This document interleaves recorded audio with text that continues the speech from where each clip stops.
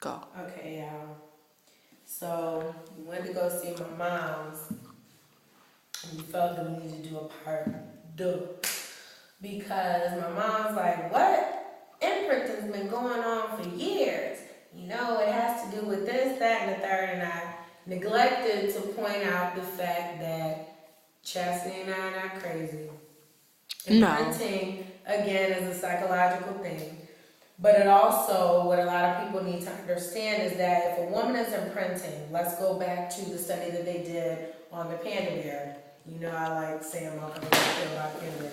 See what you're doing, Chastity. You're trying to show the whole stroll. So, I got you this whole stroll. Sexy. What? I'm trying to be sexy. I'm just trying to Come on, friend. You sexy. Truth. All right, we got the truth, Anyway, nigga. I ain't sexy. I'm an asshole. I just want to be clear. I'm not trying to be sexy. I'm just trying to be an asshole. I don't want you to be attracted to me at all because I hate everybody. I just want to put that out there. She need to be on the island by herself. When I imprint on a motherfucker, my mother pointed some shit out. And you know, you have to listen to your elders because the elders been in the game twice as long as you, unless your grandmother's 28. You know, and they know what the fuck they're talking about. So my mother was like, you know, did you point? We just went to my mom's house 20 minutes ago. It's motherfucking 2:30 in the morning. And she says, you need to point out that the imprinting process starts with your father. And that goes back to Freudian, that goes back to psychological speculation. And what people don't know is that Chastity's father was in her life. And so therefore she got to see a good image. You know, people fight, people argue, people disagree, but the difference between myself and a lot of other people is I know what it looks like when a man loves a woman. He doesn't leave, you know? And so when I see a man that's attempting to leave me or that's attempting to do whatever, if I get that connection feeling with him or if I've imprinted with him, that means that I know you're not leaving me because you really want to go. You're leaving me because you want to see what I'm going to do. Because I've watched this happen in my home 1,000 times before. The difference is that my father didn't play that shit. So let me, you know, a lot of people, again, I have to go back to my book. I have to plug it. The first chapter of my book is about my father.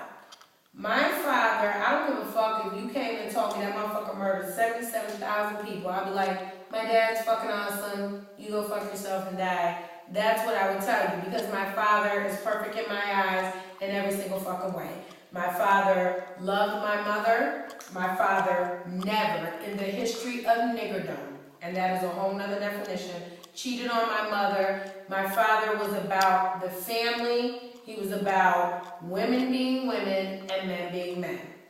So I have brothers, you know. And I remember as a child growing up, and my father, let me explain something to you. People think I just woke up and was shallow, and I just like pretty ninjas. That's not what it is. My father looked like Be Real from Cypress Hill. The ninja with the fucking afro, with the, you know, with the plaid shirt. My father was drop dead gorgeous. My mother walking around looking like J-Lo in her prime. You gotta be fucking kidding me. I had no choice in the matter. So when I imprint, you know, on a man, it's a man that either has characteristics that remind me of my father, meaning, you know, I knew when I went to my father when I was 19 years old and I said, Dad, I want to kill this motherfucker. He says, look, I'm not going to give you a gun because the Glock, you know, will make you pinch your fingers right here, but I'm going to give you a tase and you tase that motherfucker. That's what dads do. And I know that sounds fucked up to some people, but it is what it is. I love my father so much when he passed. You know, I tatted his name, and me and my brothers, one of my brothers shared the same tattoo. And the ADNF is from the whole situation when Robert De Niro took Cuba Gooding Jr.'s radio. He broke the shit on the floor in Men of Honor because I looked at my father like a man of valor. So the ADNF, as opposed to the ASNF, means A, daughter never forgets, praying hands. My father's name was Mark, okay? So my brother's name is Mark, my newborn heir nephew's name is Mark, and that's really how it goes down. So when you look at it, my mother was very particular, and she says, you know, it starts with your father. So you look at these busted ass bum bitches running around, and on one hand, you're like, fuck these bitches, you're fucking up the game with your fucking microwave, Pop-Tart having self, plastic shoe wearing asses. And then you have to look at it and you have to say, I have to educate this fucking fool because she didn't have a father. She wasn't blessed like me, she wasn't royal like me, and she doesn't know how to treat a man because there was no man. So think about what happens when you try to imprint with a microwave biatch. It doesn't work. And that's what you fucking retarded ass men are out there doing. You out here imprinting with motherfuckers. You men are imprinting with motherfuckers that have no substance, nothing to do with nothing, and they're not going to be able to take care of you because they don't have it to give. Okay? I had to learn the hard way after 5 years of trying to, and again, I'll tell motherfuckers in a minute, they waiting for me to say, I hate Victor and I wish death on this motherfucker, and I don't. The reason that I loved him is because at the time, he was the closest thing that reminded me, and I'm going to get emotional, of my dad. He was so mean, and he was so just fucked up and just angry. And a lot of people don't know that my father was adopted by a family. My father's from Alabama. He moved up here to New York. My father looked nothing like my grandparents, and it didn't matter. They raised him up, and, my father was very pretty. My father was very handsome. And all I know is he loved my mom and he loved us kids. And so, in the book, and I have to go back in the book, and it's the first time, my fans will see me get emotional. I'm talking about my father. I'm fucked up about this shit because, a lot of people don't understand that my father, to the day he died, and I don't care who this offends, he loved my mother. My mother don't want to accept it. His new wife don't want to accept it. He has another child. My father, on his deathbed, told me that he never stopped loving my mother. And that is imprinting at its finest. You understand what I'm saying? So it's my father had chosen my mother. And that's what it was. It didn't matter what she did. My mother had been married twice over by the time my father had passed. And when my father passed, it really did something to my mother because I think that something died. The part of her that was human and that was protected and that was safe died. And my mother's since been remarried. My mother's been remarried 17 years, good dude. But at the end of the day, because I saw the way that my father loved my mother with such vigor and with such grace, and she was at the height of her game, and my father was at the height of everything, at the time, and us kids, we saw that. And so even though I only had it till I was 12, 13 years old, when I imprint on a motherfucker, it's because everything's about a story, right? So I talk about my book. You're either trying to rewrite your story or you're trying to relive it. And so for me, with the last person that I imprinted on, I was trying to relive my story. Because I kept thinking like he was like my dad and he just needed love and he just needed someone to be supportive, but really he was not like my dad at all. And I will say this, and I'm glad that I finished the book before I made this epiphany, is that he was nothing like my father. My father would have never, ever left my mother. My father would have never kicked somebody when they were down, and my father would have been a man about certain situations. And so I feel that the person that I'm trying to connect with now, I think he gets it, and I think that it's an unspoken thing because that's how my father was. My father didn't have to tell my mother, make sure dinner's on the table when I get home. And a lot of us sassy ass black women, and I consider myself black, want to be like, oh, fuck that, I had to go to work. Motherfucker, my mom worked later on, and she still made sure dinner was at home because you know what, that's her dude. That's her king. Y'all motherfuckers want to talk about kings. You want to talk about kings and queens? Go back to king and queen status. Don't talk to me about king and queen status and you're not willing to do what you're supposed to do. As a woman, you do have certain powers, and I talked about it in the Cleopatra complex, but none of you motherfuckers wanted to comment on that shit because you know I was telling the motherfucking truth. There are sacrifices in being a woman.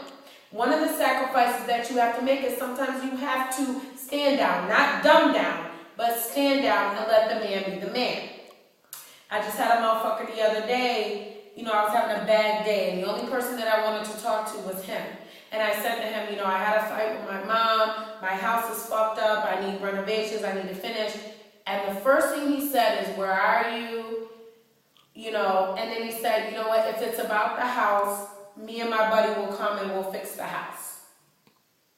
You know, and so for me, it doesn't matter if he drives the Benz, if he drives whatever. We know motherfuckers that got helicopters, y'all know this. So at the end of the day, to me, that was more profound than a motherfucker that is trying to offer me this purse or this bullshit over here. This is somebody that's trying to come into my life and make things better, as opposed to somebody that's trying to make things worse. And so I think that when you choose to imprint on a motherfucker, and we just spoke to my mom, the only reason we on here is because my mom was like, make sure that they know that it comes from the healthy background from them, their father, having a father. Right. And so, although I'm not some sick, sadistic motherfucker that's like, I want to fuck my dad or some crazy shit, may he rest in peace, I do find myself imprinting on motherfuckers that are like my father, that want to protect me, that they want to keep me safe. You know, like I said, when I went to my dad, I was like, Dad, this guy hurt me. I want to fucking kill him. Give me a 9. You know, we got the Remington, you know, gun case. My dad was a hunter, you know, shotty. He says, no, I'm not going to give you the 9. You're going to pinch your fingers. I'm going to give you a taser. You tase that motherfucker. Because you're my daughter. I don't want to see you go to jail. And that's what it is.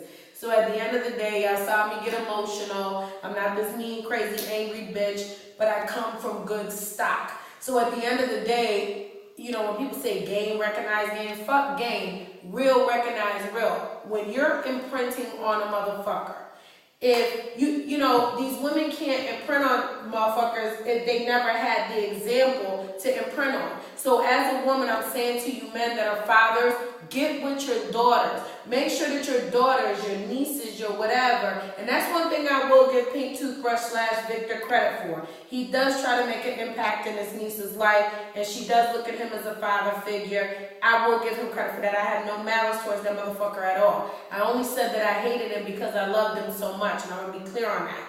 But my chapter and my time with him is over, and it was time for me to move forward with somebody that was going to be able, that I would have been able to imprint on naturally, as opposed to trying to force myself and my ideas and my upbringing on somebody else.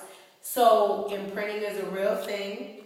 You ninjas need to get out there and get with your daughter so that they're not imprinting on falsehood. They're not imprinting on a Chanel bag.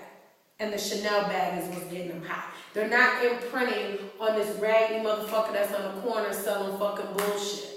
You know, you need to get at home. Women, you need to stop walking around with the fucking extra diabetes and all the extra bullshit. You know, I'm getting there 40 years old. At the end of the day, you need to be teaching your daughters, you know, there's a certain way that you need to speak to a man. There's a certain way that you need to treat a man. You need to take care of him. And even if you hate that motherfucker, you still have to feed him. You still have to nurture him. You still have to take care of him. Because if you hated him, that means you loved him at one point.